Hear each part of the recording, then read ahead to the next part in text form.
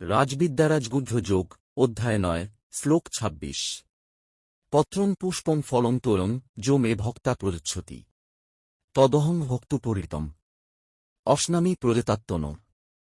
বাংলা অর্থ, যে ভক্ত আমাকে ভক্তিভরে একটি পাতা, একটি ফুল, একটি ফল অথবা সামান্য জল অর্পণ করে, আমি সেই শুদ্ধচিত্ত ভক্তের নিবেদন আনন্দের সঙ্গে গ্রহণ করি। ভাবার্থ ও ব্যাখ্যা। শ্রীকৃষ্ণ এখানে আমাদের একটি চিরন্তন সত্য শিখিয়েছেন। ঈশ্বর বস্তু নয়, ভক্তির মূল্য দেন। তাঁর কাছে দানের পরিমাণ নয়, ভক্তির গভীরতাই মুখ্য। একটি পাতা হতে পারে, একটি ফুল হতে পারে, একটি ফল বা সামান্য জলও হতে পারে। যদি তা আন্তরিক প্রেম, শ্রদ্ধা ও ভক্তি দিয়ে নিবেদন করা হয়, ভগবান তা সানন্দে গ্রহণ করেন। তাই ঈশ্বরের কাছে হৃদয়ের ভালোবাসাই সর্বশ্রেষ্ঠ উপহার।